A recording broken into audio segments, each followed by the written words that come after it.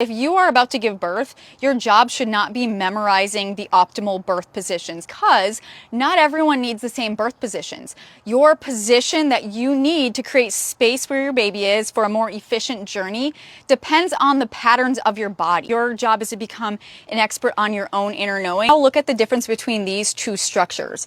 This one is stacked, meaning that the respiratory diaphragm and the pelvic diaphragm can communicate with each other to manage intra-abdominal pressure, which is going to be part of helping to push baby out. It gives us pushing power. What's happening here is that we're leaking pressure forward and out. This isn't great for the abdominals, but it's also not great for pushing power. If you're more of this pattern, you might actually need to tuck your pelvis, curl around your baby to push baby out. What that's doing is it's getting you into that stacked system. Or more of this type of pattern, tucking the pelvis and curling around your baby might not be the most optimal way to push your baby out.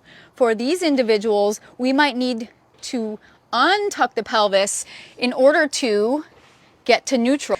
That's one way to show that we don't all need the same things. And in fact, telling people that they need the same things can make someone not focus on their inner knowing and what their body is telling them they need to do to create space for baby to come out. You know intuitively the best way to push your baby out. What a birth professional should understand about pelvic biomechanics is very different than what someone who's about to give birth should know. What we actually need to do is to help them gain access to all the movements of their pelvis during pregnancy, help them to develop a stacked system so that the respiratory diaphragm and the pelvic floor can interact with each other and create balance for ease of this process. Not by trying to do it right. It is not by memorizing the right birth position.